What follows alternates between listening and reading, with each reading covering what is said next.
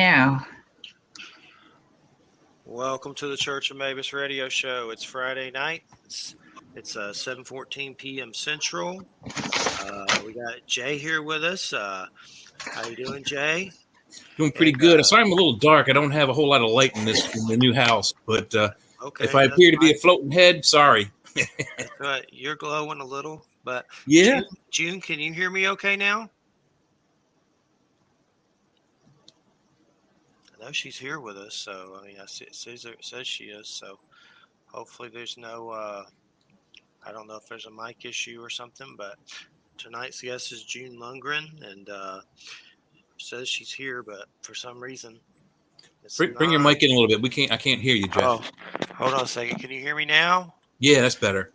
Okay. I'm about to get a new mic, by the way. I just got to get paid in August, and I'm going to get one of those fancy ones. I'm Poe, so I got to save to get stuff like that. But I wonder, I have no idea. Is it Mercury retrograde? I thought it was over, but it looks like it's back. She just popped out. Yeah, she left, so I don't know where she went. But I saw you for a minute, and you vanished. It's just crazy. I don't know what's going on. But anywho, been watching Loki. Is pretty good. You watch Loki? I caught up to it. You like alligator Loki? That was kind of weird. Did not expect that at all. Me neither. But I mean, it's good. Definitely. There's only one more episode left. Oh, really? For the season. Yeah, for the season. 6 episodes. Yeah. Yeah, kind of short. Mm-hmm. But I don't know. She popped up, and usually people don't have this much trouble, so she's not saying anything on Facebook. Maybe she quit. I don't know. But hey, so you're caught up on Loki? Yeah. I watched the 5 episodes that are out just the last 2 days. Not as exciting as I thought it would be, but I liked how they zoomed it in to where he disappears in Infinity War, and then that whole thing takes place after Endgame. So that's pretty neat. Yeah. What's the speculation of whose little weird house that was at the end there and who it is? I've heard different things, from Dracula to some dude named Kane the Conqueror or something like that, to somebody that's running that whole TVA or whatever. Yeah. Dracula sounds like a good idea because isn't Mobius, isn't he like the Marvel Universe vampire? Morbius is, but then there's Dracula, so there's different ones. They're not the same. Yeah. They're different characters. But I know the new Dracula is going to be in Blade, the new Blade movie, and I think Ethan Hawke's going to play him. Oh, wow. And that's what I hear. And then there's I forget who the black dude is, some cool dude that always does good movies, but he's got a different kind of name, so I don't remember it. But I know I've seen him in movies, but he's going to be the new Blade. I could look it up. I'm just too tired. But he's a cool dude. Yeah, Wesley Snipes going to be in there, too, to like kind of pass the torch, isn't he? That's possible, I've heard, too. That would be pretty cool. I thought he was really good in that role. She read what I said, so I don't know what's going on. Oh, my gosh. Oh, what a metaphor. The retrograde must be back with us then. Yeah, Saturn retrograde. I don't know. I don't think any kind of retrogrades are happening. There may be, I don't know, but Mercury ended for sure. Okay, here we go. Hello, June. Can you hear me okay? We see you. So hopefully the mic's working. Let me tell her on Facebook, we see you. We see you. But hopefully it straightens out in a minute. And let's see. Says she's with us, so I'm sure hopefully we'll get started shortly. Let me see. Gosh, this laptop sucks. But yeah, Loki. She might have hit the mute button on the front of the StreamMate screen. Yeah, maybe so. Maybe she can hear us. Nod your head, June, if you can hear us. Can you hear us? Maybe not, but she's Yeah. there, and it's very strange. Yeah, we Maybe a can't mic hear you. issue on her end.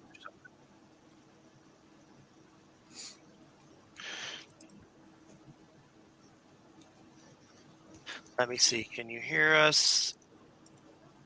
Uh, Unmute microphone, maybe.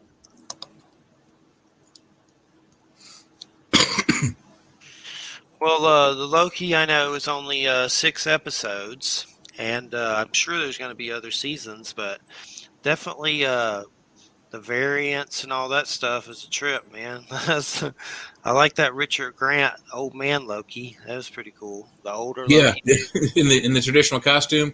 Yeah, he's based on the Yeah, the Joe Kirby Jack version. Kirby version. And I didn't know there were so many, but Kid Loki. Apparently, there was a Loki, Thor, Kid Yeah, Thor story, and I don't know that one. But there was some kind of story in the comics a long time ago about Kid Loki and Thor Loki. Well, there she went. yeah. She's changing her computers out. Man, what a metaphor for the week. But so you did a Yeah, political. Oh, go ahead. I was going to say we'll get it together. She's probably got a better computer than what she was on. Yeah, I know she had a headset or something. So we'll figure it out. We'll see what's going on. If not, we're gonna be free balling. We've done it before. Yeah, Lord, give me strength because I'm not sure I have the strength. Pretty tired too. I just moved into a new house, so I am spent. I mean, physically spent. We've been dealing with the hospice thing here, and now Oh yeah, the grandmother cannot get out of the bed. She has to be changed in the bed and flipped over and all that stuff. She can't, like, she's too dangerous to lift her to put her in the commode, the portable commode. yeah. She just like starts flopping around and wanting to fall and saying, I'm falling. It's like, you wouldn't be falling if you would not flop around. Yeah. I'm holding you. How are you going to fall? But she starts freaking out. And last night it was bad. So she ain't going to be leaving the bed no more. But regardless, it's depressing stuff, seeing that every day. It's like, gee, Yeah. it's our fate, pretty much. It's like this makes you want to live fast, die hard, and put the pedal to the metal. Like, Yeah, absolutely. like Hunter S. Thompson. He says, Yep. if you don't slide into death all beat up and worn out, then you did something wrong. So, You're right. Hunter S. Thompson, Fear and Loathing in Florida. Yeah. This is bat country. But I don't know where our guest is. There she Here we is. go. Nope. She appeared and then she left. We're supposed to be talking about cleansing the demons from the lands tonight, so they don't want her here, I guess. Yeah, that may be. The demons are interfering. They are. The creatures of the night are interfering.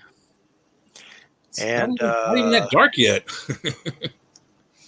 I know. I was going to talk about doing some cleansing.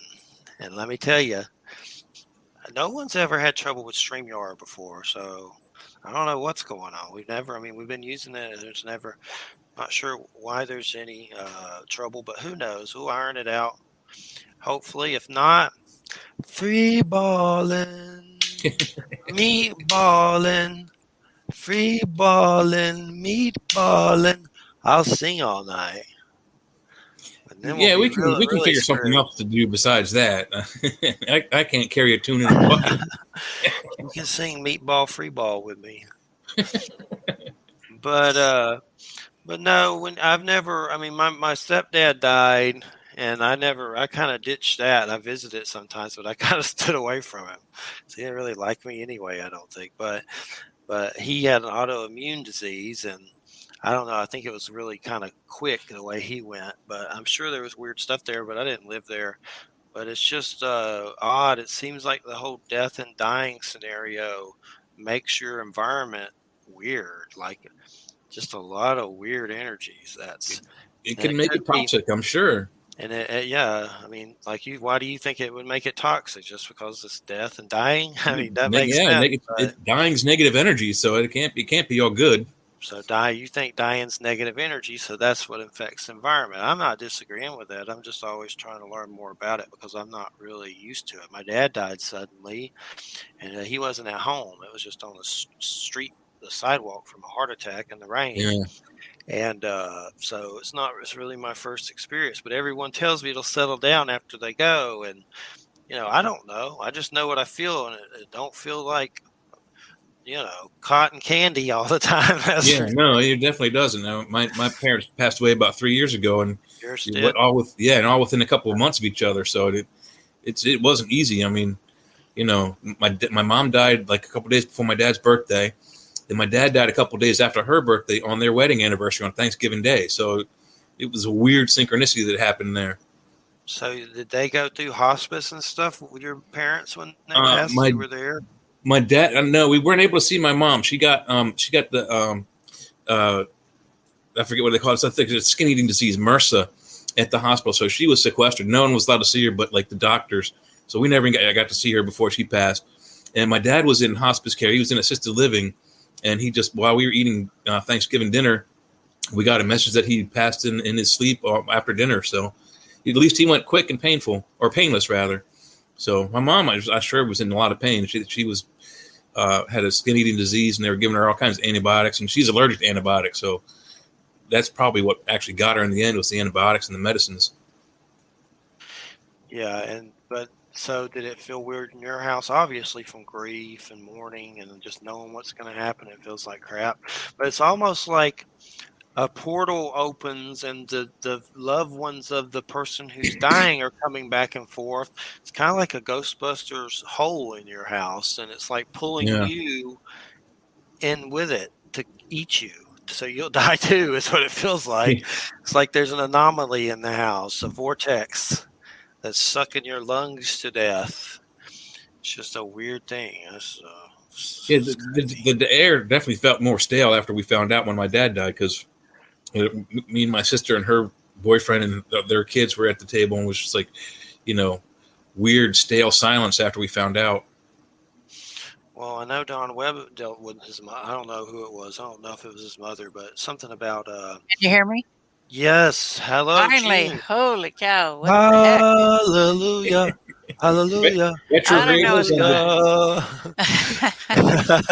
My you know, stupid. No, it's one of those you're days. here. Yeah, Yeah, it's one of those years. yeah, but it's good to have you here. I'm kind of new with StreamYard, so usually you just click a link and that's it. But I mean, yeah. I'm new. Usually I don't have a problem with it, but today, of course, it's have problems. Of course, it is. Why not? Well, June Lundgren here with us. And June, I want to talk to you about some stuff. I know you go by Demon, Seer, and things like that. And I was making jokes because I have weird stuff going on where I live right now that I wanted to ask you about. I was like, they're trying to keep us from talking, is what it seems like, which I may Yeah, be I being think paranoid, so. but it was. Yeah, Yeah, paranoia is possible, yeah. but but just to get maybe your opinion on the situation, me and Jay were talking about when you're living with someone who's dying, hospice. Yeah, oh, And I yeah, know yeah, you have a nurse background yep. and that you've dealt with these subjects before. Well, right now I live with my fiance, Christina. Her mother's here and her grandmother, and her Uh-huh. grandmother's 90 something, and she is going through hospice.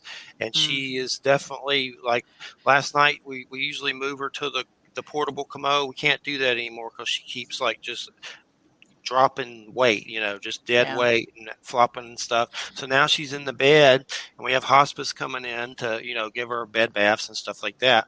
right. But one thing I've noticed here, and I've heard people say, and I've had Don Webb on, a friend of mine, and he said that he dealt with someone which has dementia too. So he Oh, yeah. said the energy can make you feel like crap all the time. Well, when I was here at first, we felt okay, everything was fine, but it seems like as this has progressed, the energy here has just gotten uncomfortable or something, like painful almost. A lot of anxiety, a lot of just just unsettling. And I'm burning white sage. I'm doing affirmations. We even went to church to see, and I haven't been to church in a while, to church it up, and came back. It was like things got worse. But there's just weird stuff going on. And I'm kind of new to, being in the house, living with someone going through that, and someone that with dementia and everything. Yeah. And then there's been times that we've seen perhaps odd things here. A glass blew up on a countertop for no reason. A crystal glass was not hot then cold. It had fruit cocktails, a thick crystal glass.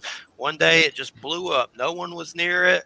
And there's been weird things like seeing things, dogs acting weird. My dog Jack died here too, a little while back.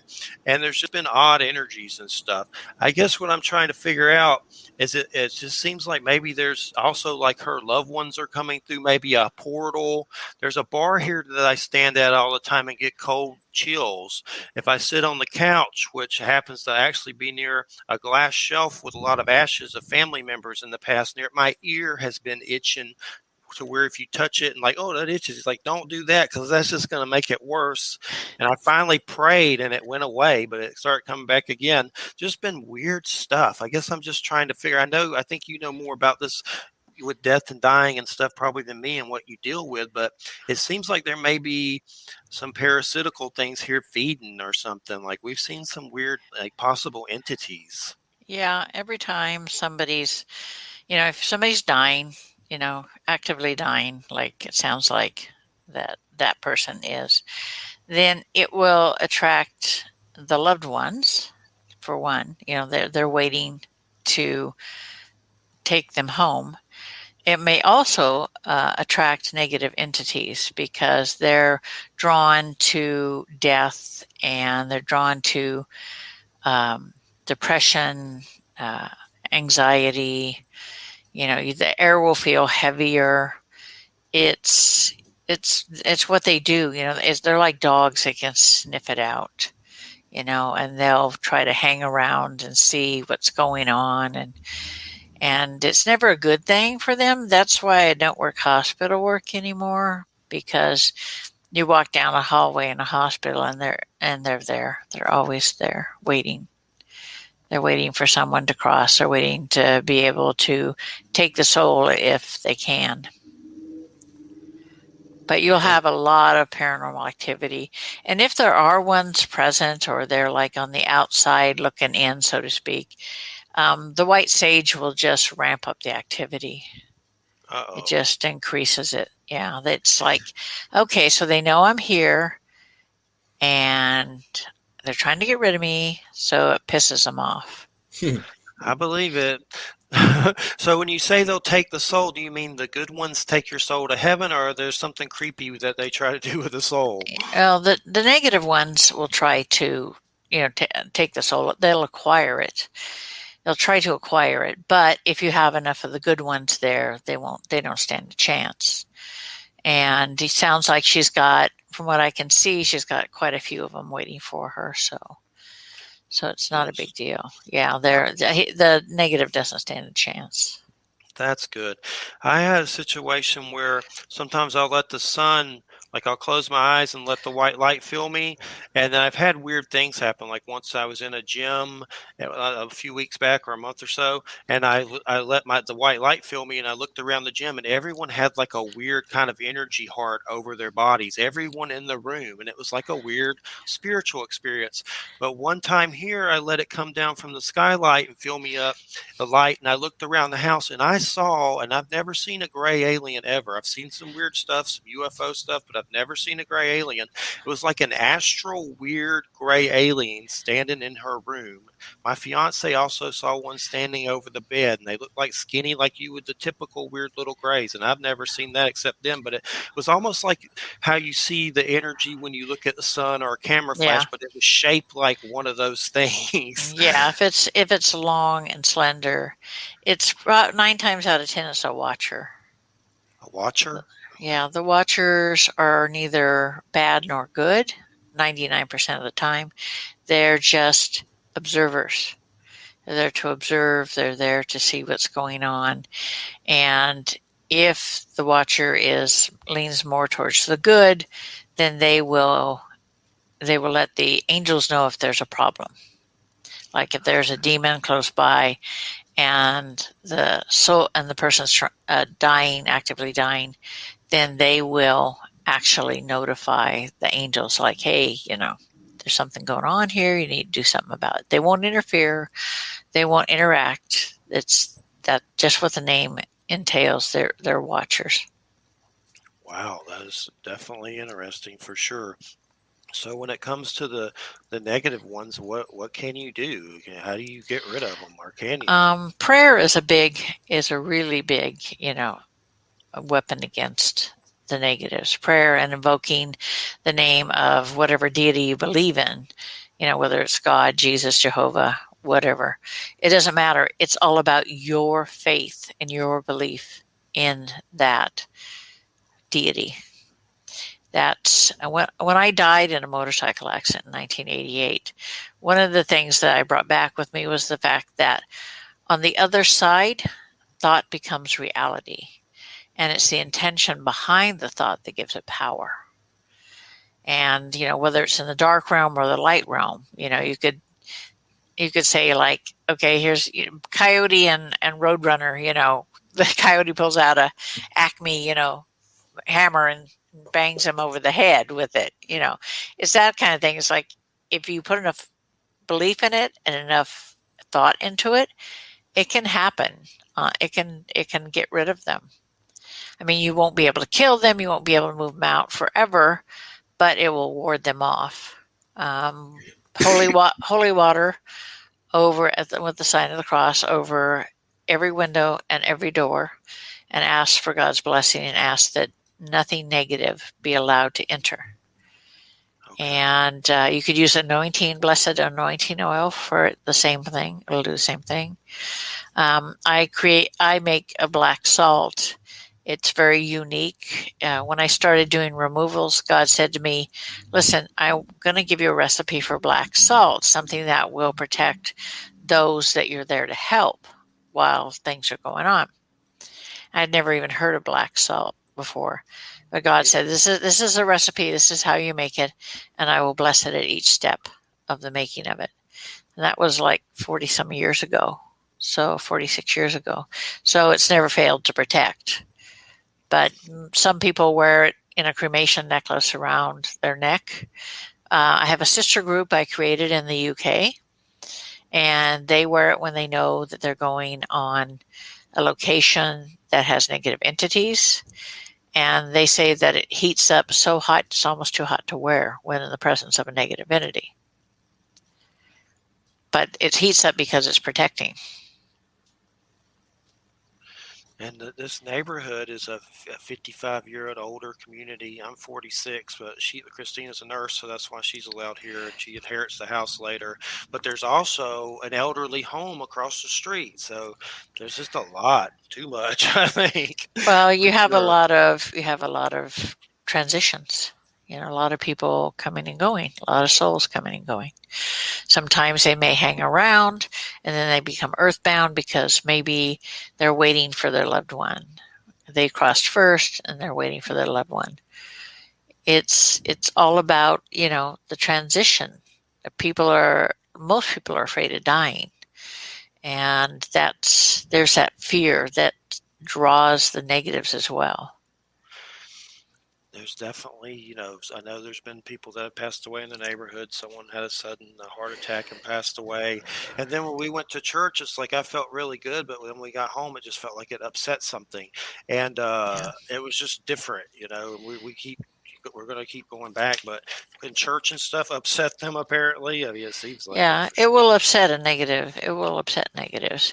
What you've got, from what I can see, once I see you, I connect with what's there. What I see is there is what I call the creepy crawly dudes. They're the little creepy things that can make you see them as, like spiders or bugs or whatever. I mean, weird stick people. They can make you see them as whatever they want you to see them as. Whatever will elicit the most fear or anxiety within the person. I think we've had something like a seeing something kind of spider-like or something Yeah, like yeah. that. They're just they look like me. I don't like spiders. They're not my favorites. And so they try to show themselves as that. But see, I see them in their true form, so they can't do that to me. With most people, they'll look into their mind and they'll find the image that you have of what a demon should look like, and they'll amplify that 100-fold. Or if you're afraid of spiders, or if you're afraid of cockroaches, they'll make themselves look like that just to elicit Wow. fear. And we've had different people, me, myself included, have suicidal thoughts, and I would Hmm. never act on them, but it was like something was trying to place it there. I'm Yeah, too afraid to ever do that because I don't want to come back if I don't have to. Ain't no way I'm yeah, doing that. But yeah. there's like something's here that wants you to do it. Yeah, they do. They try to manipulate your mind to see if you're easily influenced or not.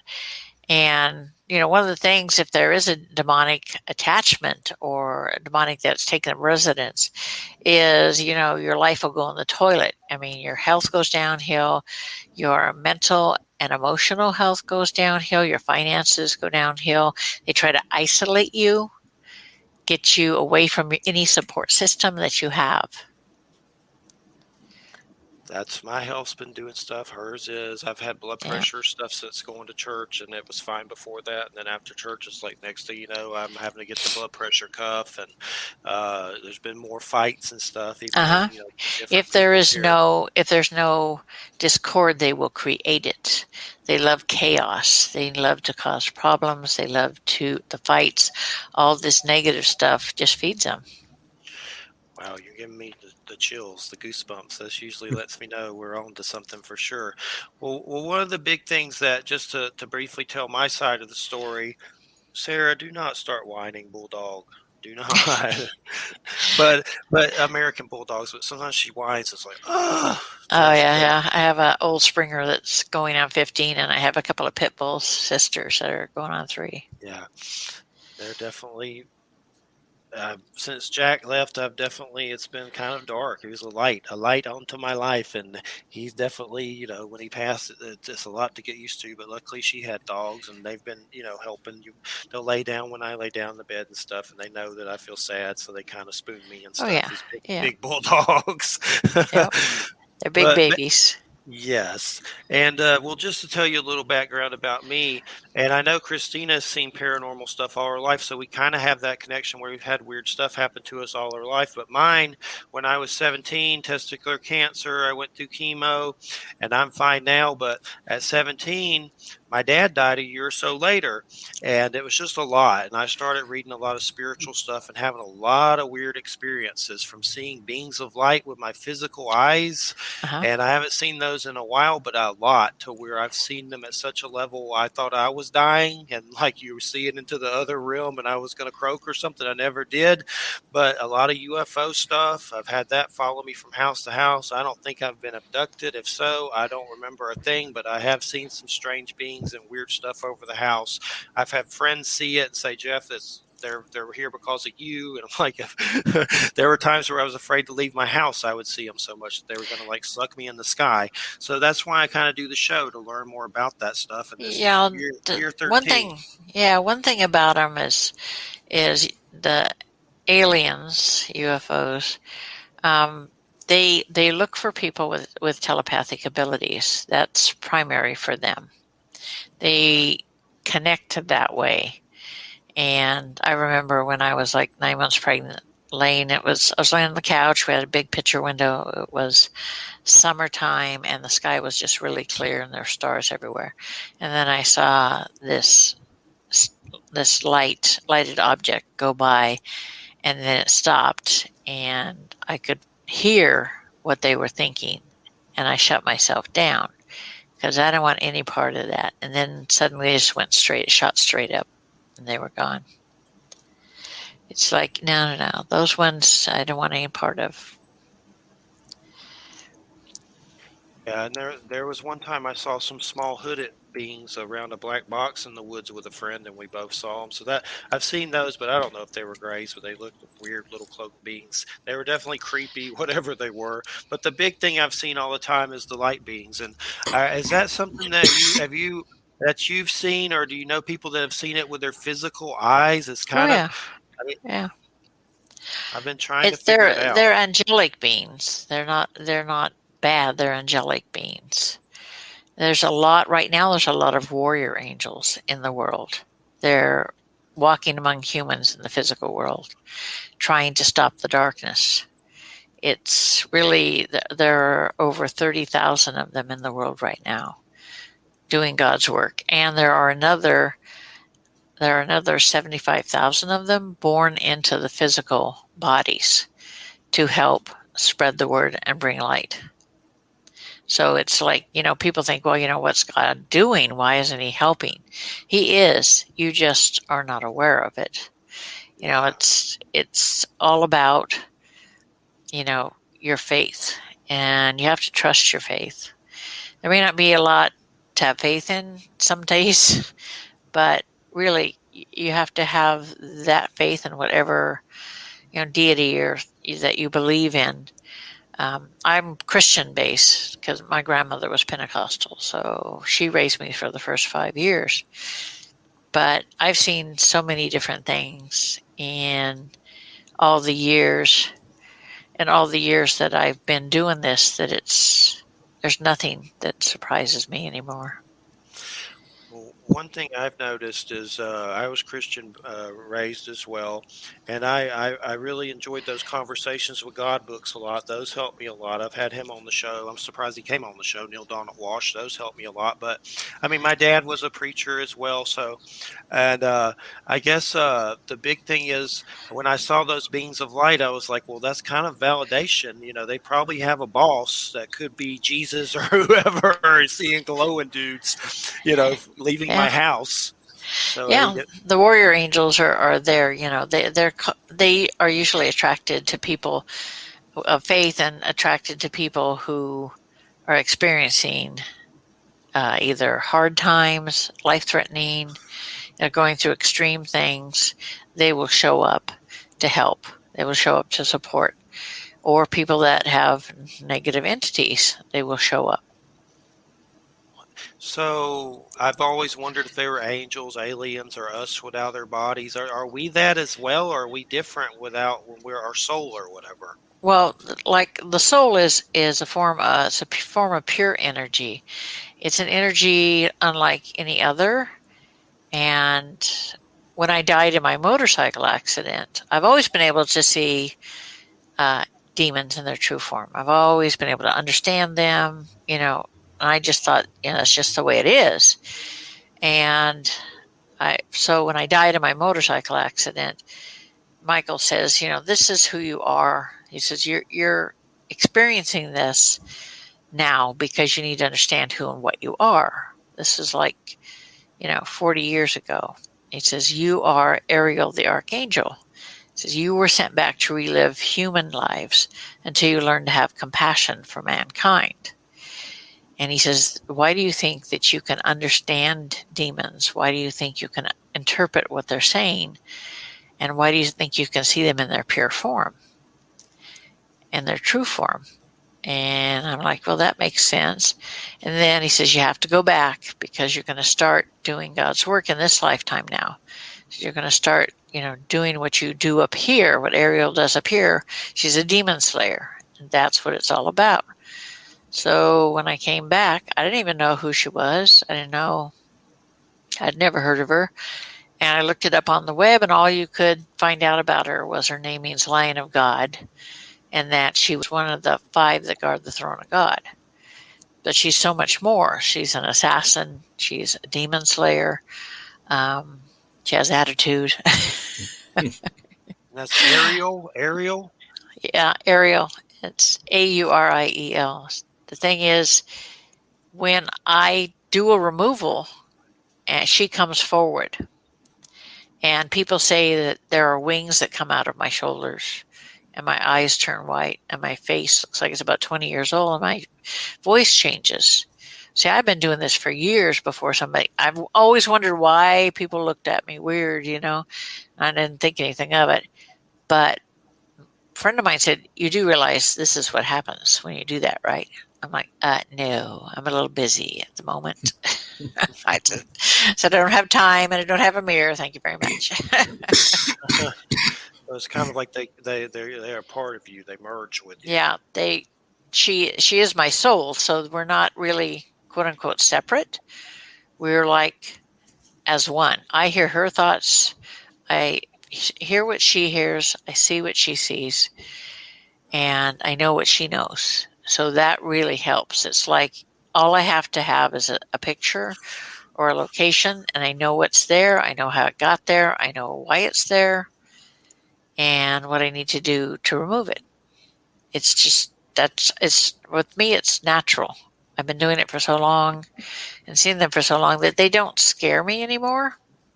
When I was about 4 or 5 was when it changed and I could see them as they truly were.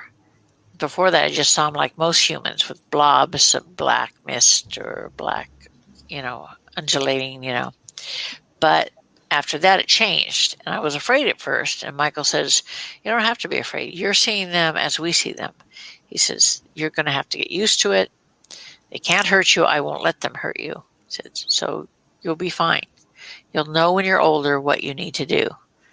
So I was only 5 at the time. So I'm like, okay, so that's the way it is. He says, I want you to watch them. I want you to study them. I want you to see how they work. He says, it's very important. So when you get older, you'll know what to do. And I'm like, okay. So my first real interaction with a demon from a one-on-one point of view was when I was in the military. And I was called in. They called the ER and said, there's a gentleman, we're missing a person. We haven't seen him for 2 days. That's not like him. We need you to come over because we're going to go into his room because they're expecting to find a dead body, So we get in that room and here's this demon sitting over in the corner waiting for this guy to die. He's like curled up in a ball and he's barely breathing. And so I just kind of ignored it. We went in there, we got the guy out, we got him back to the base, ER, and I went in to start an IV on him, and the demon was leaning over him, trying to take the life force from him. And at that time, I didn't realize what was inside of me, so it's like all I know is I said, he's not yours, he's mine. Whatever it was he saw in my face, or I'm sure Ariel was coming forward at that time, it left. It never returned.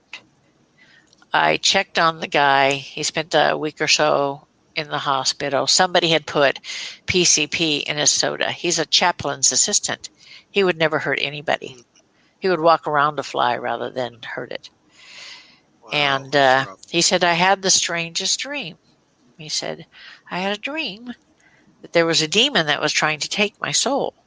And an angel came and defeated the demon.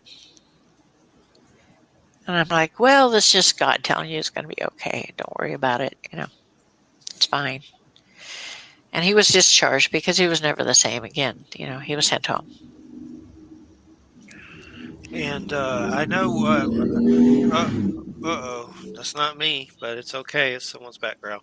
But it was a motorcycle going by my house. Okay. And I know Christina was out with her bulldogs once, and one of them, there's a kind of like a bridge at the VA center, the veterans place, and it fell off the bridge.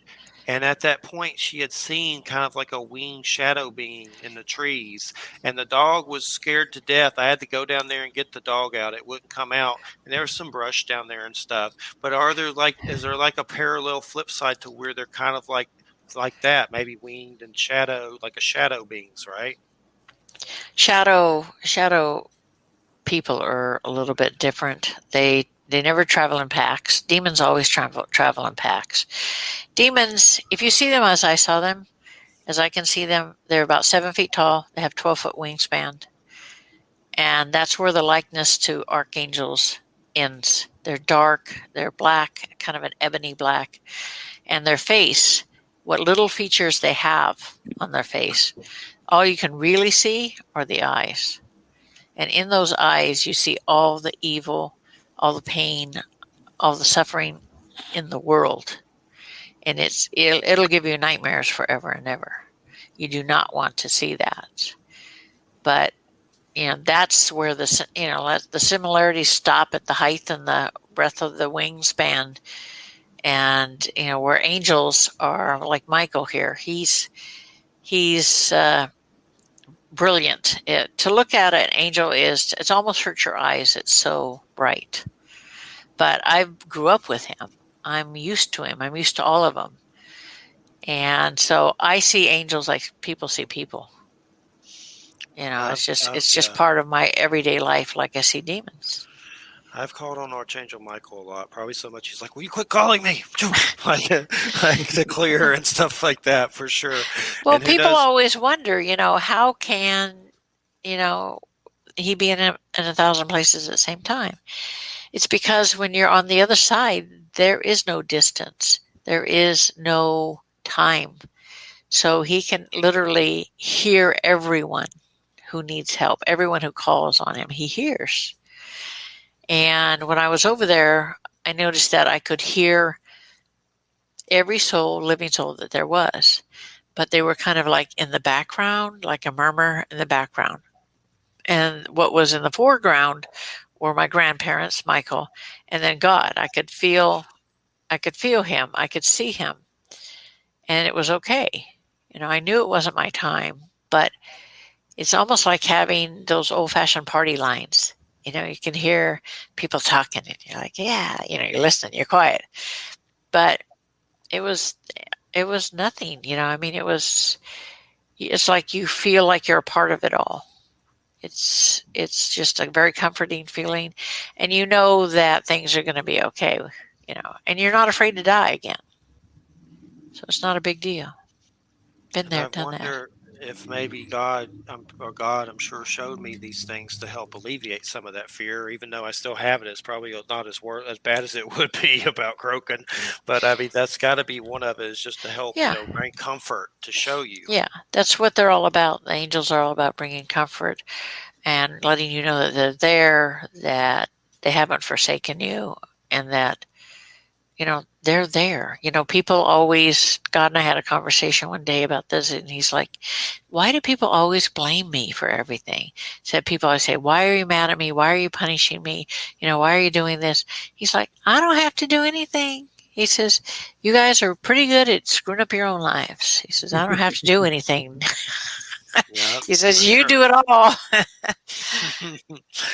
Yeah, definitely. Those conversations with God books help me a lot. He talks about stuff like that. Like the first thing God said to him was, "You got me all wrong," and just some good stuff in there, for sure. Yeah, And it's kind of like Lucifer. People don't understand about him either. It's like, people think that demons are all bad and they're never going to change and all this, but they're not all bad. There is this little spark of light that still belongs within them. That's a remnant of when they lived in the light. yes. There is a hierarchy. Lucifer respects the archangels, and he respects God and Jesus. He's like, a friend of mine is also has an archangel inside of him named Hanel. And Hanel and Lucifer used to be great friends before the war. And so there's, he still considers, Lucifer still considers him a friend. So he goes and visits him from time to time. And my friend Andy lives in Scotland. And I said, next time Elle comes to visit you, he calls him Elle. Next time Elle comes to visit you, I said, you ask him what he thinks about Ariel.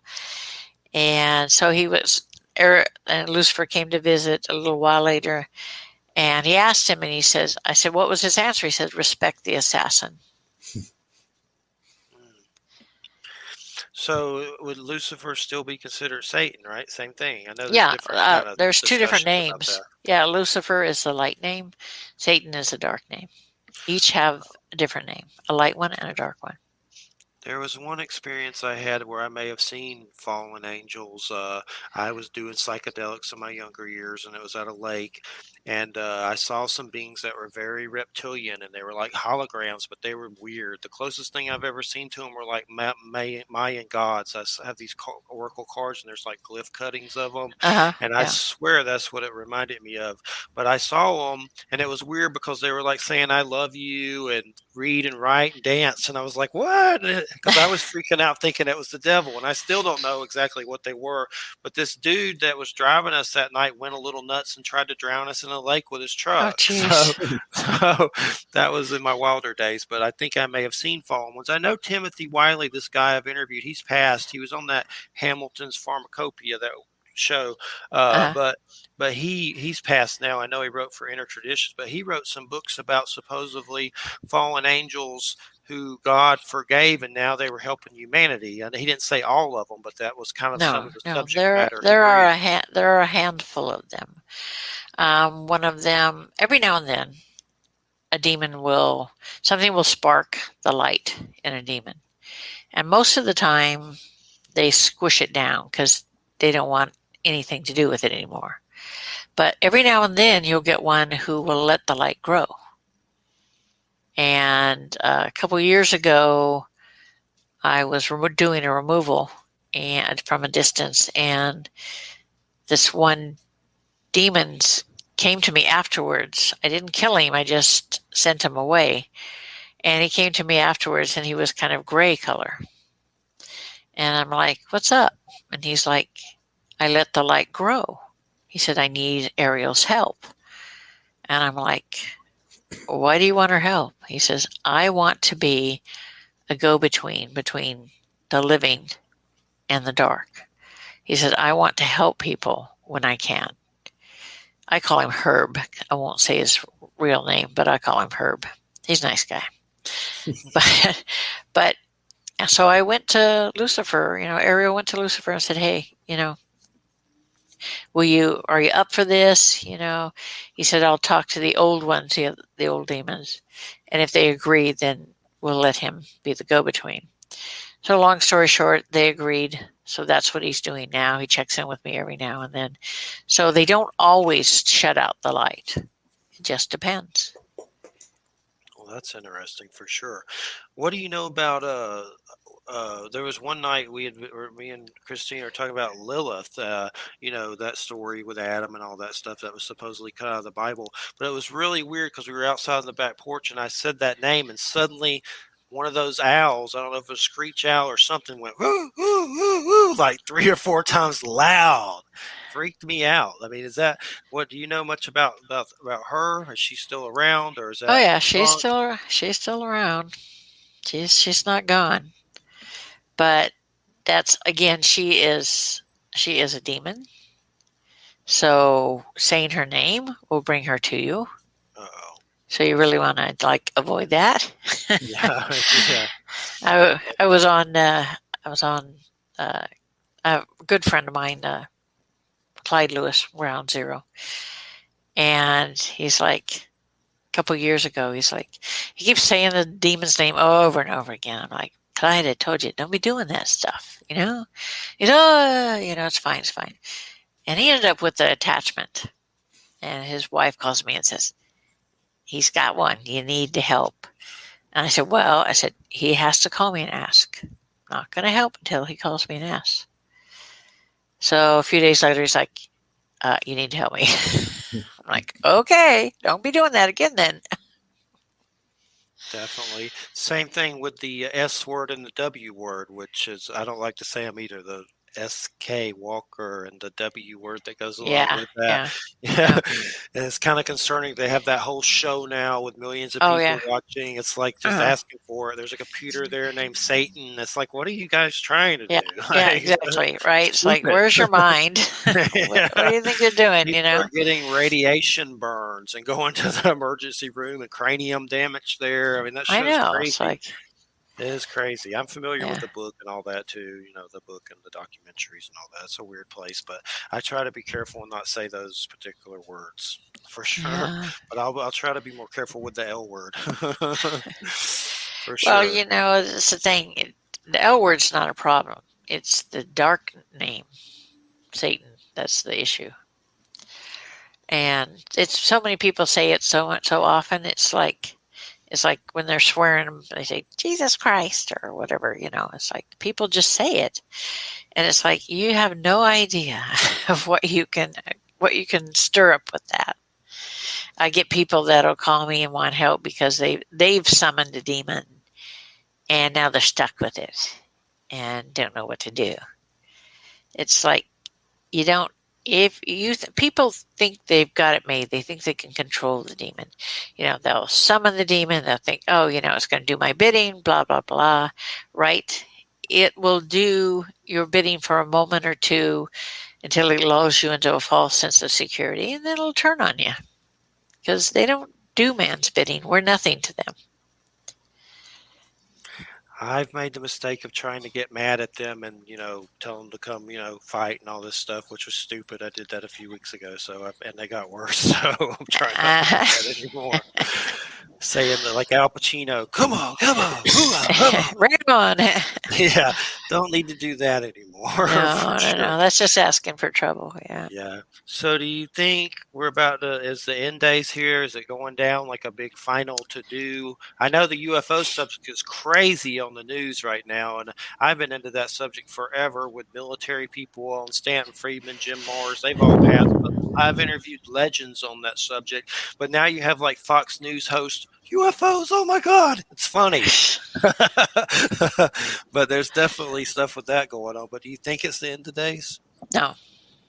I was writing my first book called A Medium's Guide to the Paranormal, and I was sick that day, and my husband and son went to the store to get me some juice, and God said, I want you to write a book.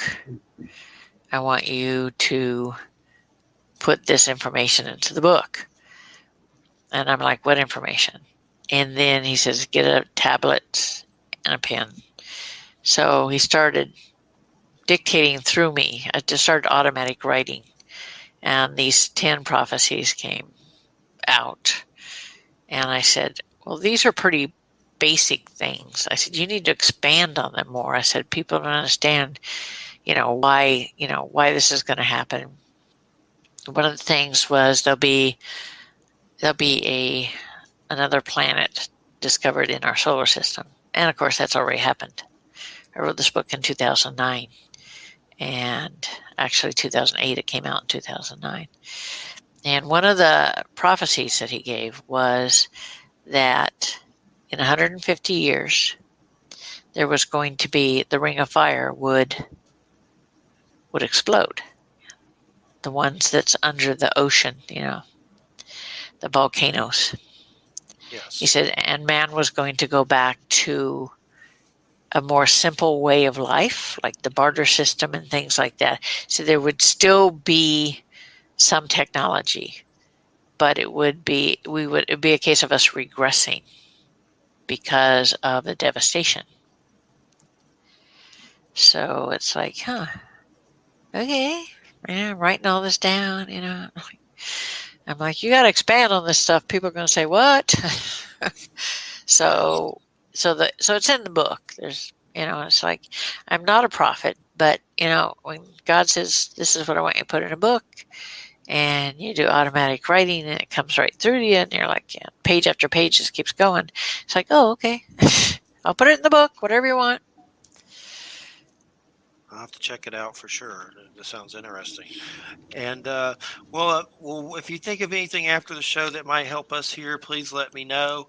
I know me and Christina, when we first met, we have pictures and we look vibrant and healthy and glowing.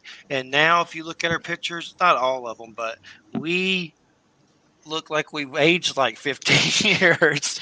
And the dog here, one of the dogs even look older. It's like, what the hell is happening? I just have to do removal and put a what they call an infinity orb, which is a protective orb around the home and everyone who resides within it. I've done that before. It really works well for people. please do if you can. If you need to Yep, ask me no anything, problem. feel free.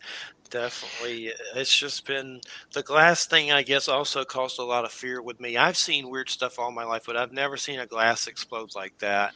And I've gotten paranoid about energy weapons or, a demon, whatever. I don't know what did it, but it was the Well, weirdest thing, yeah, ghost-like, that I've ever seen demons and explode. angels use white light, and the demons use black swords because it's made of pure dark energy, and the Ariel, she uses white light sword, which is made out of white light energy. It's the pure form. And when she kills a demon, she just slices through it, and the molecules spread up into the heavens. It's They no strange longer because exist. there were some times I prayed and I saw these they almost look Norse or something, because I like that kind of Mhm. stuff too. And it was like I saw them in my imagination's mind's eye, killing them and them splattering. And I was Yep. like, what the hell? This is too many comic books. But it's like No, maybe there was no. something to it. Maybe It, something came in here and cleaned it a little bit. happens. That's what Ariel, like, people like, I don't see it. But to me, because she's real and she exists on the plane of existence of the that they live in, the white light and the dark, she moves among them and she can kill them. See, that's why I wrote The Dark Side of the Paranormal. People were asking me to write it for years, and I finally broke down and wrote it because people think that demons are all powerful, but they're not. They have fears, they have weaknesses, they have, code of ethics, believe it or not. They have a hierarchy. It's the book tells you about what will protect you, what won't protect you, and it's just I have sold so many copies of those, and people write me all the time and say, "This really saved my life. This really made me know what was going on, and what to do, and how to help myself." My new book, which is coming out the end of this month, hopefully I'll have finished the editing, is called Demon Seer: The Awakening, because it talks about how the demons are utilizing humans in the physical world and what's going on and all the stuff behind the scenes. And there's a really good chapter on, where to find help. The Archbishop of the Order of St. Michael of the Exorcist has given me his information to put in there. Keith Johnson, the Johnson brothers, they've given me their information. And I've got some other people in there with their contact information and where to find them for help. I'm going to have to check those out. I'll have to get your older book. Is that on Amazon? Yeah, everything's on Okay. Amazon. Yeah. I'll check that out for sure. I've had a lot of people on about shamanism and stuff. Shamanism, I always say. I'm from Georgia, so we mess up everything with the words. But a lot of people from medicine tribes and stuff. I love all that stuff, especially when they start talking about Bigfoot, UFOs, and all that. Well, one thing I need to do is balance it out and let Jay ask a few questions in there, because time's ticking. So if we can, let Jay ask a few questions. Yeah, I got a couple. So first of all, you brought up the black salt, and I had before the show I'd put some questions together, and I don't know how much you've seen of or know about the show Supernatural. It seems to be fairly well researched. I mean, I don't know. My experience with demon lore is from the game Dungeons and Dragons, so I know absolutely nothing about them for real. But it seems like they have these different rituals that they're constantly using salt. Like they're putting salt in circles around them and making symbols on the ground with salt. So, and you brought up the black salt. So what does that do? And have they got it right, or are they just got lucky? The salt that they use is probably white salt. Yeah. Most people believe that will protect you from demons. It won't. It'll protect you from a negative earthbound person, a human entity, but that's about it. Mm-hmm. I mean, black salt is the way I make it. Is the recipe was given to me by God. What it does is it's blessed at every step of the making of it. The products that I use in it are all natural, and they are soaked in holy water and left to dry in the sun.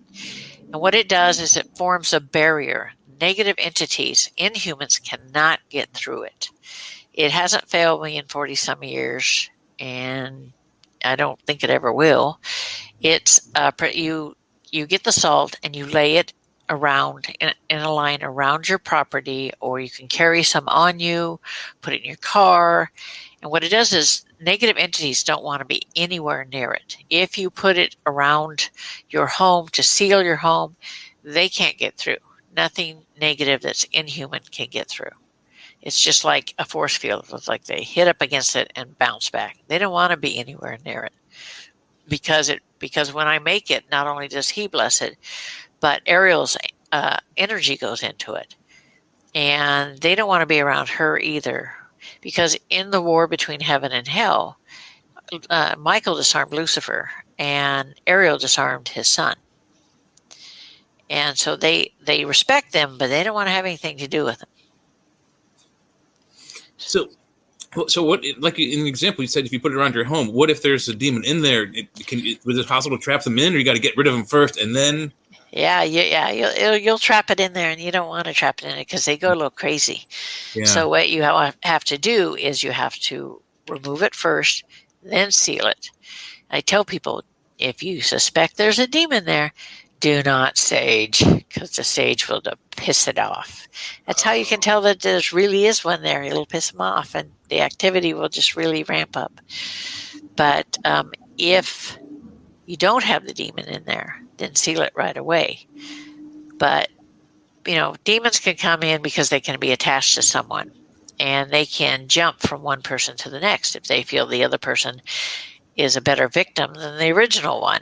Mm-hmm. And sometimes they attach just simply because you're in the wrong place at the right time. It doesn't have to be. People think only bad people, get attachments, but that's not true. I mean, if they're bad already, there's nothing to gain. There's nothing for the demon to gain.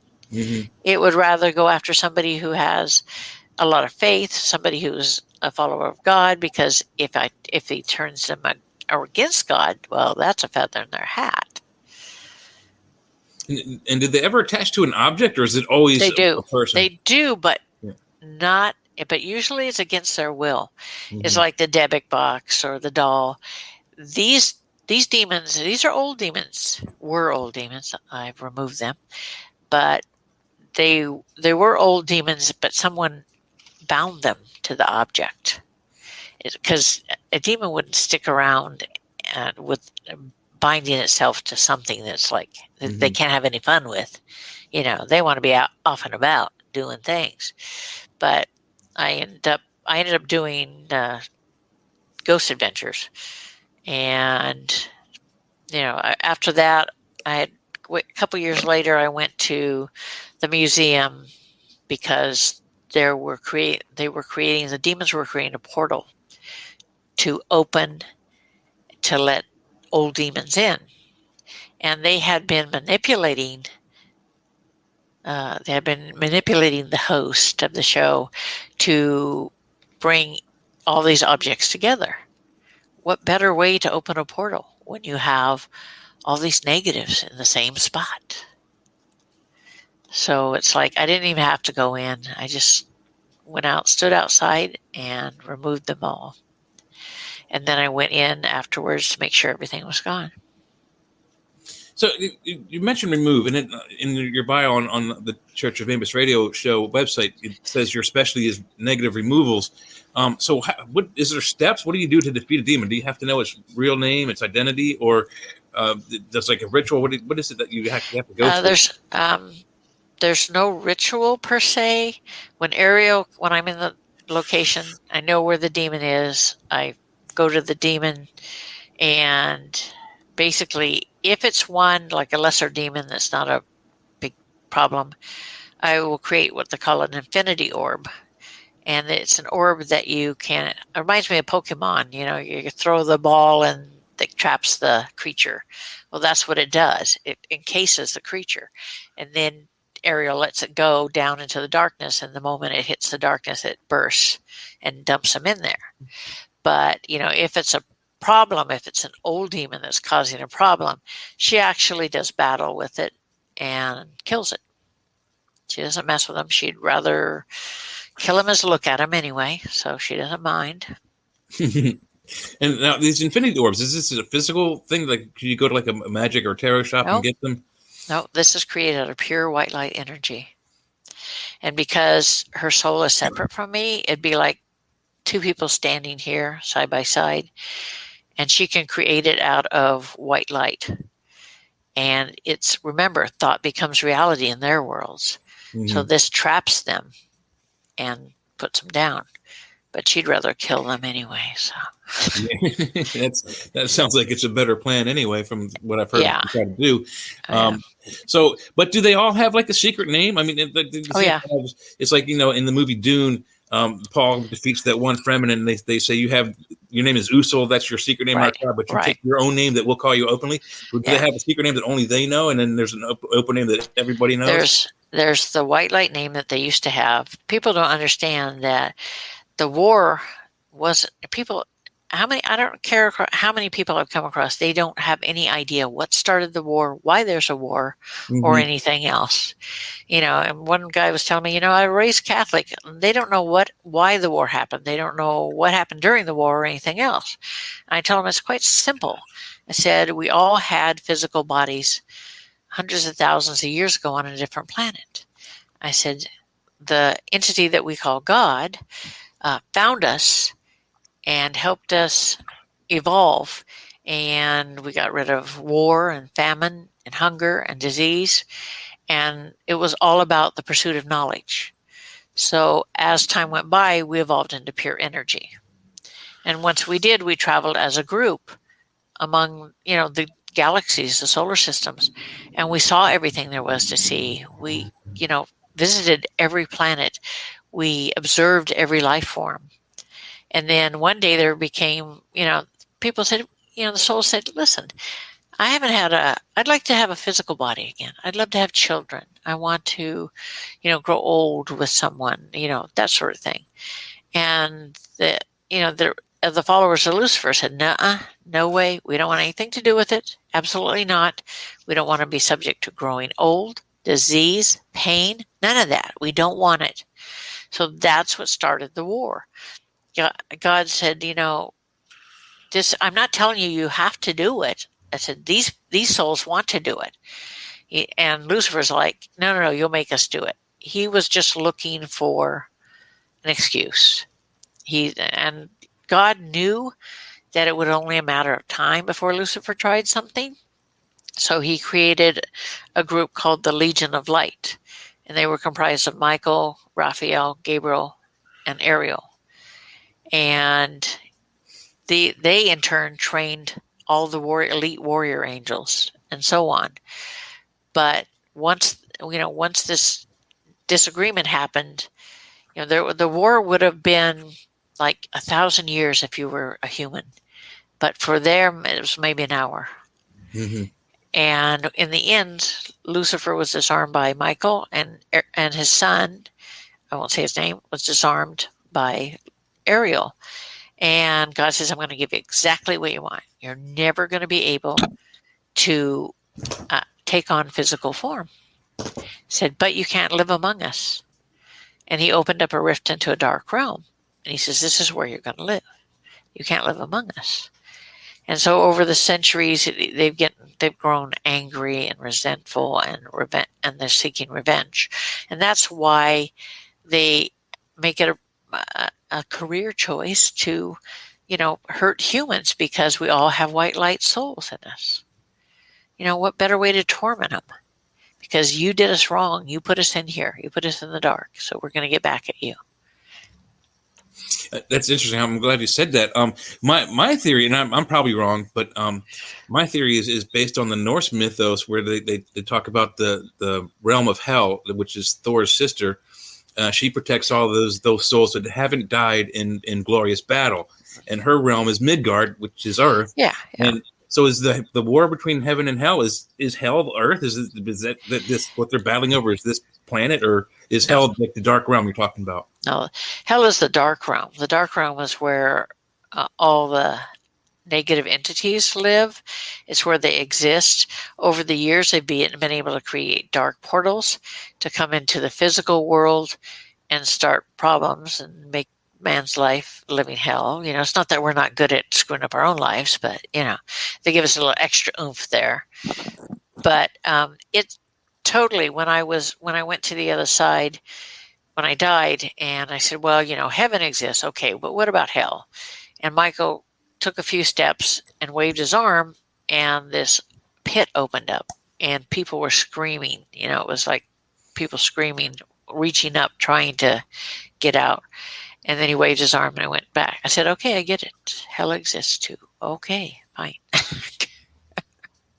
But it's just, some people think that living on Earth is hell, but they haven't a clue, because Ariel, I have her memories of being down there and taking on negative entities, and it's not a good thing. So they have no clue as to what it's really like down there, and they don't want to know. So do we have it wrong? Because I've heard the war talked about as the war between heaven and hell, and I've also heard the war, maybe it's a different one, but the war between heaven and earth. Is there two different aspects of it? Not really. It's not the way it sounds. It's like there is a war for Earth. There's a war for possession of it. For the souls that are here, and it's God's intention to protect the souls that are here, and it's Lucifer's intention to do as much damage as he can, and to take as many souls as he can. So it just depends on how you look at it. And so you talked about Ariel destroying or killing the demons. Do you know how many there are? And when she kills them, are they gone, or are they like just disbanded for so many centuries before they recoalesce? No, one of the fears of a demon is death, because if a demon dies, that's it. Its consciousness, everything is gone. Everything it was is gone. But if they just get sent back down into the dark, it's not a big deal. It's like slapping them on the wrist. They'll probably be back in a week or so, whatever. But to kill them is what she prefers, because she doesn't consider that they're worth anything anyway, and they'll only cause more problems, and they'll only come back. So she would rather just off them and get it over with. But she's not always allowed to do that. It depends upon the case. She's been given more discretion, because the Legion of Light, she's still a member of the Legion of Light, and so they're given discretion whether to kill or not the demons. If they've done something, if they've done an offense, like the three that were attached to, there was one attached to Rommel, one to Goering, and one to Hitler. So God gave Ariel, Michael, and Gabriel the job to go in and remove the demons. But you had to do it all at once. And, as you know, Hitler never kept all of his people in one place at the same time, to avoid, everybody being destroyed. But there was one time when they all met together, and that's all it took. And all three archangels went in and pulled them out. Well, the demons were destroyed. They were brought before God, and God said, you know what? Look what you've done. Look what you've created. Genocide. So they were all killed. He gave Ariel the job to kill them, to execute them. But it's cases like that where there is no redemption. It seems to me that there's a huge balance of the people have thought of it for years: the light and good and evil, black and white, whatever you want to call it.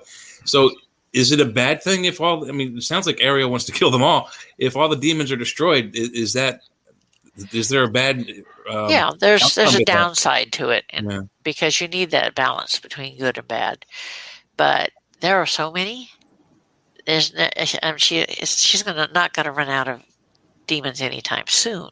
You know what I'm saying? It's like, and she doesn't kill them all. It's the ones that are causing the most problem, the most suffering to the humans, the most, like, say somebody, like, okay, I was called in on a case where this there were demons there. The demon had they had children in the house. They had pets. One of the pets' head, it was a rat, it was a pet rat, was pulled through a 1/2-inch cage bar. Hmm. Yeah, you can't do that. But it pulled it through, the demon pulled it through that, and of course it died. And then the next victim was, they had a pet bird. The demon twisted the head off. And then it was working on the therapy dog when I was called in.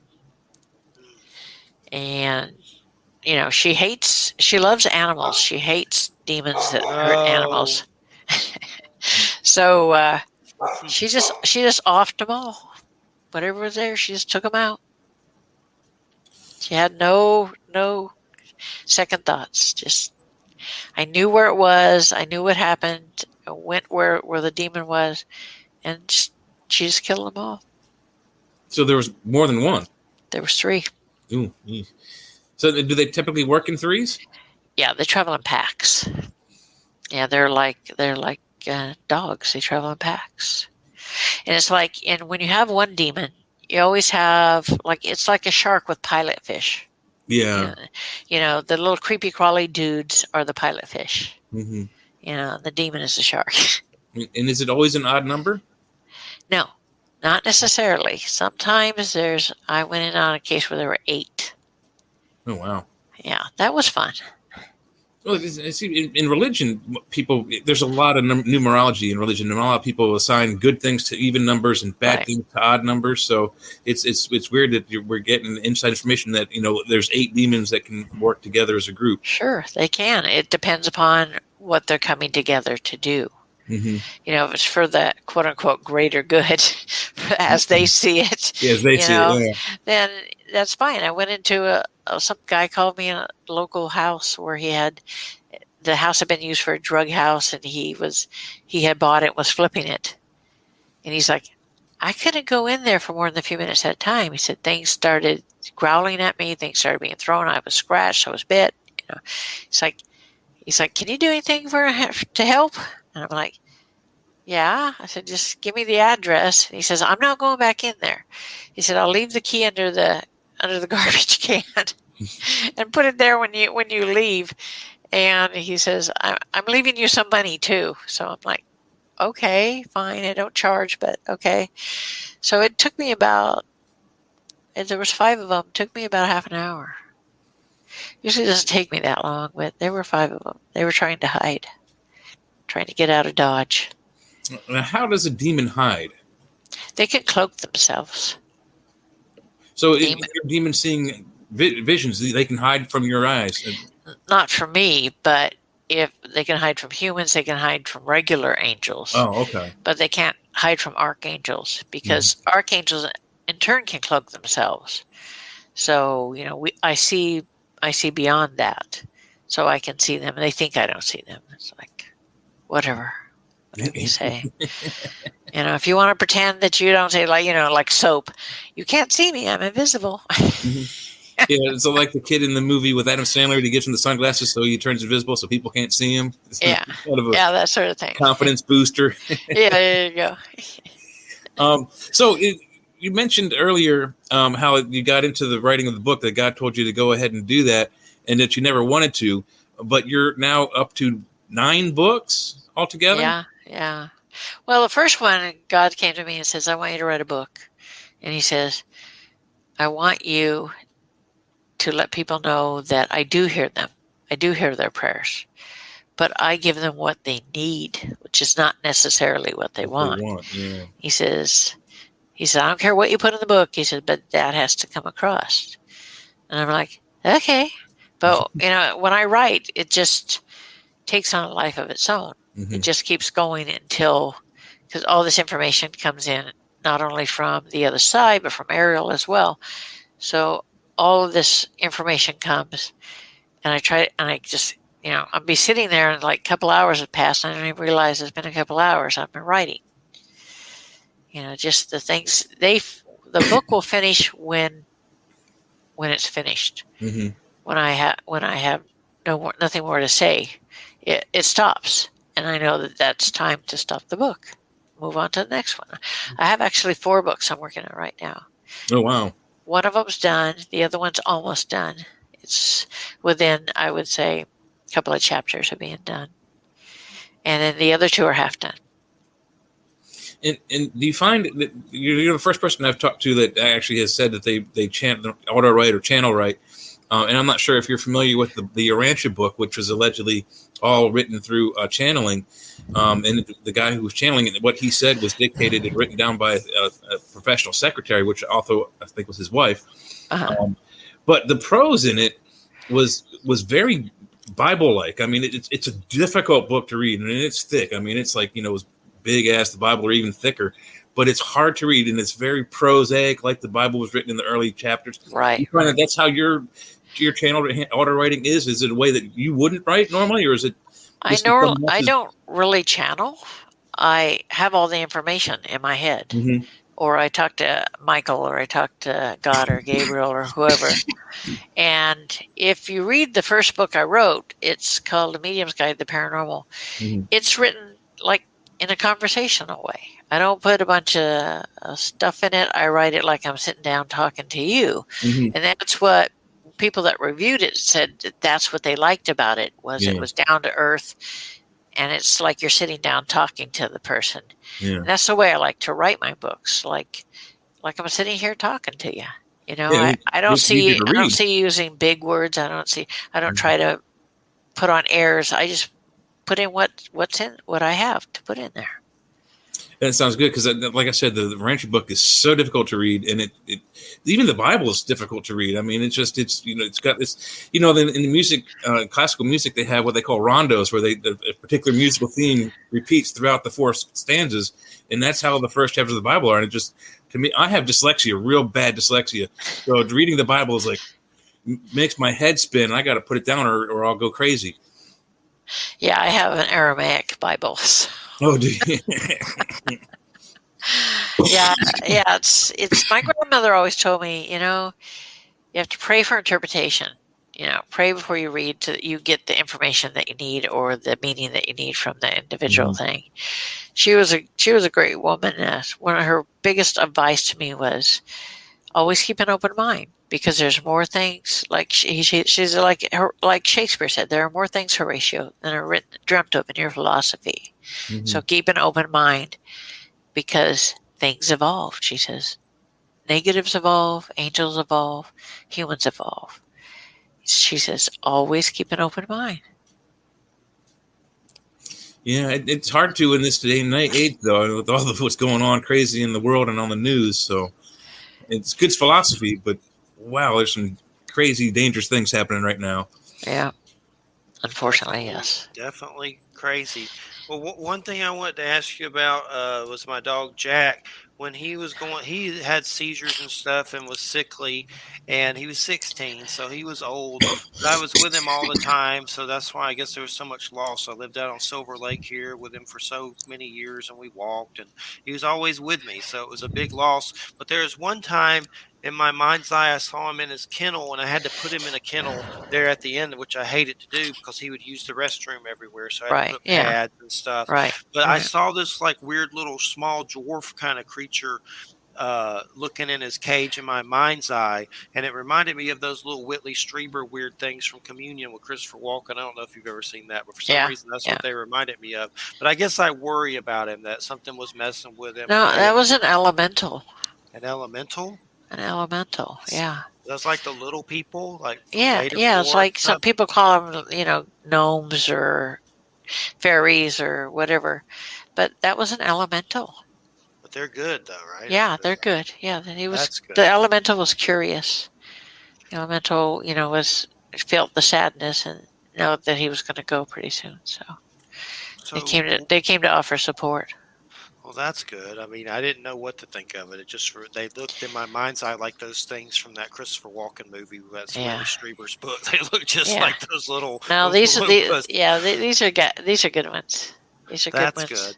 So when a dog passes, and I know Jay's had loss. He's also lost a lot of family. So have I. But when a dog passes, does it automatic? What happens? I mean, where do they go?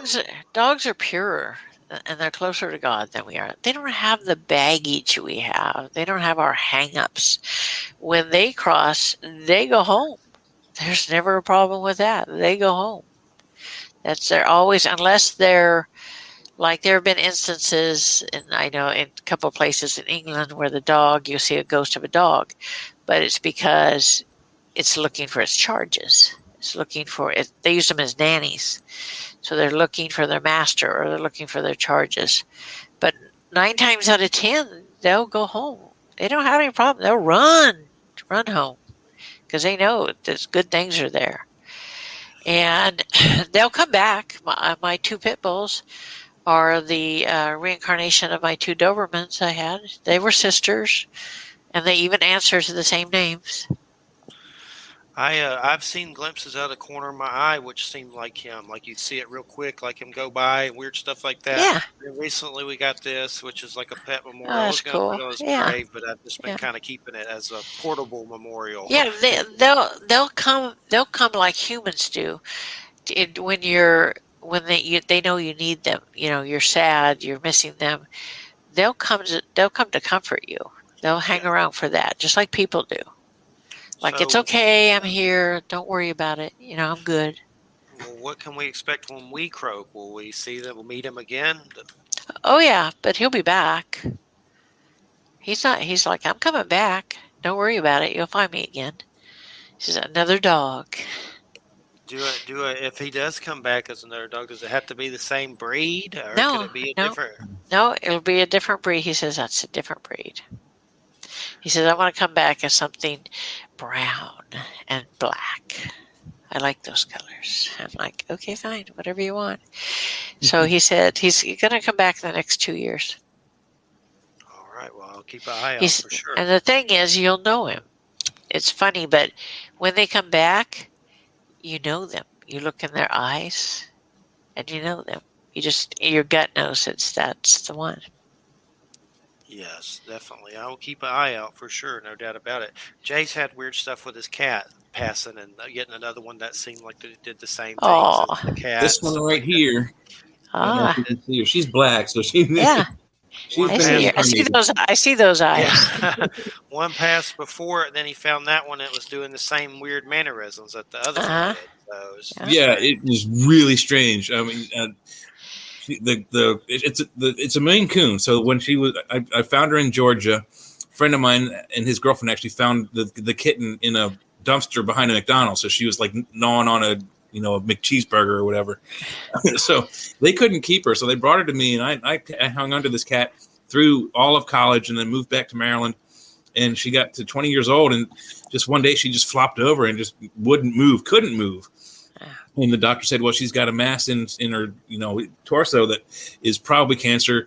We can spend a lot of money, and we can find out that it's, inoperable or operable. I don't know, but it's going to cost you $1,000. So, I had to decide whether or not to kill my best friend.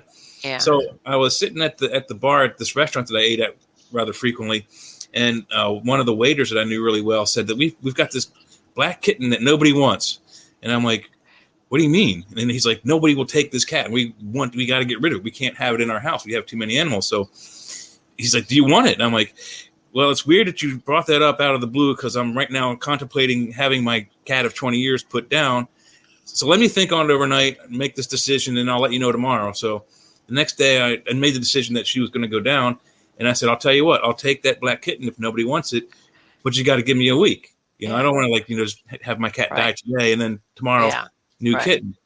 So a week goes by. I come back to the restaurant for dinner, and my friend calls his mom. His mom worked there too, so they called the dad who brought the kitten over in his big red pickup truck. And the car pulls up. We're on the back of the restaurant in the back parking lot, and this kitten immediately recognizes me and tries to jump through the glass. I mean, didn't hurt itself, but it smashed its face in the window. And then I recognized it too. I mean, it looked exactly like her when she was a kitten 20 years ago. Yeah. He opened the window and it jumped into my arms, and it was like immediate recognition. I knew it was the same soul. I just knew it was. It was so uncanny. Yeah. And I brought her home. I had another cat that had known her. His name was, by the way, Lucifer Sam, after the Pink Floyd song. And he recognized her immediately. I mean, Yep. I could see in his face, he recognized this cat. Yep. And he's like, well, take me to the vet. I want a new body too. And she was like 8 or 9 at the time. But she ran right to where the food was. I didn't have to show her Yeah. anything. Knew where the litter box was, and had the exact same like Yep. weird personality quirks and habits. Yeah. Right If they off the love bat. you, they come back. Yeah. My Springer I have now, she's been back 2 other times before this, so Wow. keeps coming back each time. Well, people don't believe in reincarnation, but that incident that solidified it for me. I mean, all it's the time. absolutely real. Happens all the time. People just not aware of it, or people don't pay attention, or don't want to know. Mm-hmm. But it happens all the time. It's a pretty cool thing, and I mean, it helped with the grieving cycle as well. I mean, it was one of the worst, hardest things I ever had to do was my first cat that I actually had to go to the vet and have them euthanize her, and that was not easy at all. Yeah. But that was their time. It's like people always say, well, died before their time. No, they don't. They die when they're supposed to die. Yeah. It's like, one of the things you learn on the other side is that, like, there are certain things that are set in stone. The time you come in, the time you leave, the method in which you leave. Yeah. People don't understand that, but that's the way it is. It's like somebody says, well, I think I'll die in this new lifetime by getting hit by a truck. I mean, what kind of normal person would say, that's going to hurt, man, I'm not going to do that. But on the other side, there's no pain. You don't think about the pain. You don't think about the suffering. You don't think about who's there when you die, or who's the one hitting you. None of that, because it doesn't matter. Yeah, I just saw that on the way home after I brought my 3 cats from my friend's house. I've been between houses. I just moved in this last week and got my cats in today. But there's this big truck with a huge trailer in front of me. And I think it was a groundhog. It was instantly transitioned. I mean, this loud thud, and the poor thing was skidded across the road. I mean, I don't want to say how bad it was injured, but it was instantly killed. Thank God. So it didn't suffer. But I have to think that not necessarily that incident, but Jeff's dog, Jack, and my other cat, Biddy, who also just recently passed, within a week of Jack going away. There must have been something tied in with both of them, because Jeff and I've been on this radio show with Jeff for the last 8 years. It'll be 8 years in December this year. So something, I think, tied our two ends together. Yeah, they've all they're in the same circle. They're in the same soul circle. That's why. Just like humans, animals move in the same circle, soul circle. Sometimes they go in, sometimes they come out. Just depends.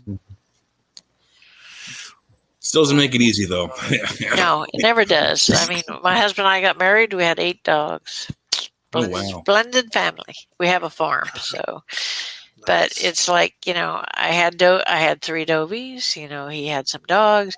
We rescued some other dogs. It's just, and they die of old age. It's not much you do. It's like they add so much joy to the life, to your lifetime, even though they're only here for a short time. Yeah, 20 years is a long time for a cat. So she was there at that time. Was half my lifespan at that point. Yeah. So it's like my Springer here. She's going on 15. So, she tolerates the 2 babies. Well, the show ends at 5 till. One thing I want to ask you, I know you said you'd help hear some, but what are some things that we could go over that would help here? I know you said the infinity orb, and can anyone call on the angel Ariel, or I know I've called on Michael. I've kind of called on all of them before, but what were some things that you would recommend, or that maybe you can do later? Or now, or whenever. If you're, once you get rid of the negatives, then you can lay down the black salt, and that will keep anything negative. See, that's the problem if you have somebody that's in hospice, or somebody that's actively dying, it's going to attract negatives. They're like vultures, for goodness sakes. Tapeworms, the one I saw, but you said those were watchers. So, but I don't know if I've seen that. Christina saw something that was like a weird spider, though, and there's been other things. So that's the creepy crawly dudes. They're annoying. That's what they are. Some of these things kind of run to and from and look for houses that they can feed them. They do. They do. Yeah. I want to Yep. kick their ass because I'm getting tired of it. I'm Well, tired. fortunately, you don't have an attachment. These are only ones that are like standing outside per se. They haven't come in. They're just waiting and watching. But, like I said, you could lay down black salt if there wasn't any inside. I don't think there's any. I can't feel any or see any ones that are inside. I see them outside, like they're waiting, for the person to transition, and they're watching. And let's So, say a hypothetical that somehow not her soul per se, but the bad ones get a soul. Do they take it to hell or they destroy it? I mean, or feed on it? I mean, what they do is they utilize it for, like, if I say I gave you the black salt, you sealed it, you sealed your house.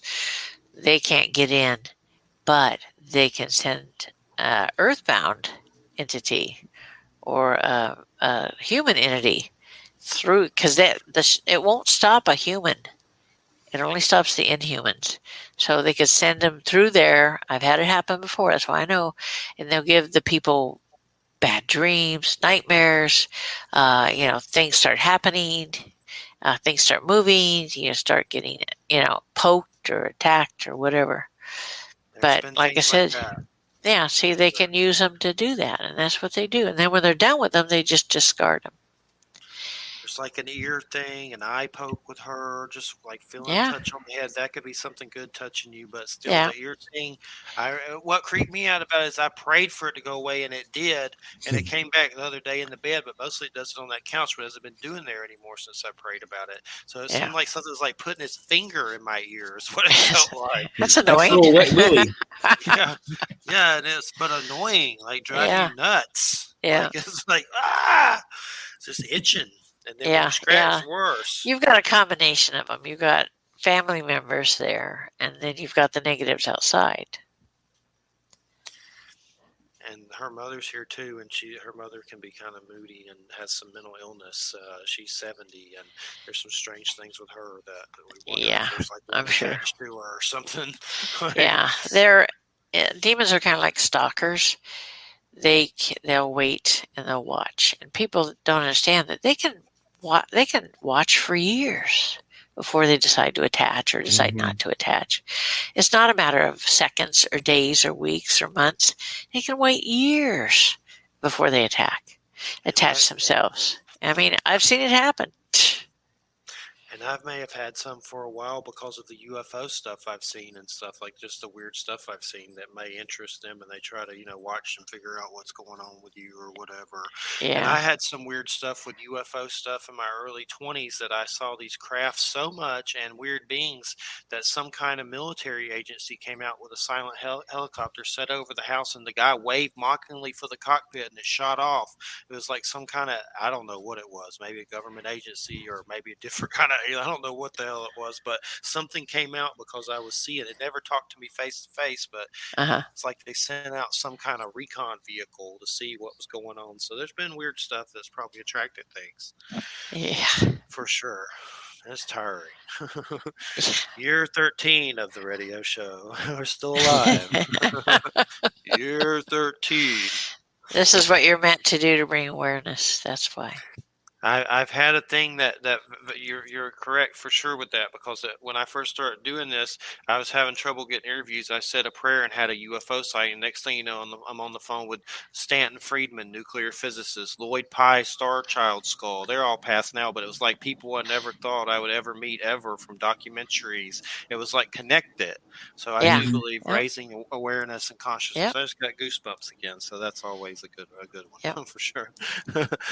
But definitely, well, I've enjoyed it so much. I've asked other people about this, and they've been helpful. But yours definitely takes the cake. It's definitely giving me the goosebumps. So I know that's a validation when I get those all over my arms. Yeah. When we get off of here, I'll take care of business for you. I appreciate it so much, and I'm in Florida. If you need any other info, let me know. Nope. And definitely, I only need a picture to connect. all right. Well, thank you Because so I've much. seen you face to face, it's better than a picture. Okay. What is your web address? Is there a website? It's demonseer.com. Okay. And I believe it was Laura Lee that introduced me to you, right? Laura Lee, does that name ring a bell? Yeah, Laura Lee? yeah. Okay, yeah, Yep. that's where I learned about you from.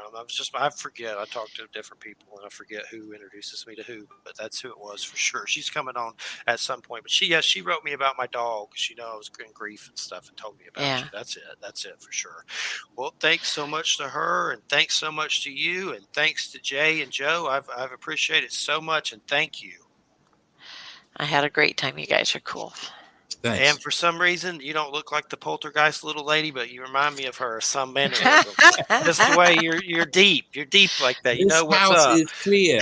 Yeah, you don't really look like her, but for some reason, I was like, she's like the poltergeist lady. Just the power of it, the lady. But I appreciate it so much. Thank you. You guys take care of yourselves. All right, take care. Thanks. Have a good weekend. Good night, everybody. Good night. Good night. Bye-bye. All right, you're listening to United Public Radio, and we got a Loki number 6 coming next week. It's got Kane the Conqueror. We don't know who the villain's going to be, but this house is clear. She don't look like her really, but for some reason it reminded me of like the power of that little lady coming to kick butt. That didn't click until you said that, but. But the way she was talking about how to clear houses, she's definitely that. She's not squeaky, and she don't really that much. She doesn't have a Texas accent either. This house is clear. That's definitely. I'll have to check out her books for sure. Usually, when I get goosebumps, she's got 9 books. I was so shocked. I'm glad we got that in there. But yeah, there's 2 on to the paranormal, and then there's one like on a dog, like the spirit of a dog, Susie's dog or Susie's Quest, something like that. So. There's some good material over there. Well, I will definitely pick up her books at some point for sure. And definitely, there's stuff going on here. And she definitely seemed to have a different view on it than most people. And I definitely think there's something to it. I'll have to call on this aerial assassin angel chick. I already did it. So hopefully... There's a ninja angel in here doing stuff, but it's just been tiring. I feel so drained. My neck's been thrown out. I've had blood pressure stuff. I just feel like somebody beat the crap out of me. It's weird. My neck's the same way. After the last few days of moving in here, I've had these just exhausted feeling and I haven't really done anything but unbox things, and I have no motivation, no energy to do anything. Well, say some prayers. We may attract things because we do this show. I mean, that may could be. To us. Oh no! Stop there it. There goes the dog. Yeah, there it goes. Hopefully, it's not anything. All right, Sarah, chill out. All right, everybody, have a good weekend, and thanks for listening. We'll see you next week. That's the X-Files show. Jerry Avalos will be sitting in. We'll just be talking about X-Files, and he just watched a bunch of them good because I remember some of them, but not a lot. I don't remember any. I haven't seen it in so long. It's been a while. Stop it. All right, good night, everybody. Have a good weekend. Thanks, Joe. Thanks, Jay. Take care, man. Yep. Would you quit? Sarah! Gosh. All righty. We'll just sit here until Joe appears. I'm sure he'll turn it off. A little Sarah, late on will you stop it? Why are you barking? All right, everybody. It's time for you to get out and nominate for your favorite podcast. There are 4 amazing shows I want you to consider for the People's Choice Podcast Awards, the longest-running premier awards event in the podcasting space, open to shows worldwide. You can vote at podcastawards.com and nominate the following shows. Writers and Illustrators of the Future podcast in the categories of education and storyteller drama. This show is based on the world-famous Writers of the Future contest created in 1983 by L. Ron Hubbard and provides writing tips and art advice from contest judges, winners, and industry professionals for writers and artists wanting to take their next step, along with the needed inspiration to keep on going. Next one, The Centralist, in the category of politics and news. The Centralist is a much different news and political program. It is not opinion news, it's just the facts, so you, the people, can make up your own minds on the different stories reported on. Listen as Joe Montaldo brings to you just the facts from trusted sources. Science and Beyond, in the category of science and medicine. Science and Beyond is a true science-based program that explores every aspect of science, from how things work to why we need science. And where science can't explain something, we go beyond to see if we can figure it out on our own how something works. The Outer Realm, in the category of society culture. The Outer Realm is a very popular show hosted by Michelle DeRoche and Amelia Pisano, with guests who are well-versed within their respective fields of ufology, paranormal, cryptozoology, and anything else that would be deemed otherworldly. Nothing is off limits in the Outer Realm. Michelle is an international public figure and has spent the last 18 years working in the paranormal. Her co-host Amelia is a remote viewing medium with 9 years experience working in missing children and cold and active murder cases. So go to podcastawards.com to vote for these 4 shows and any others you enjoy listening to. That's podcastawards.com.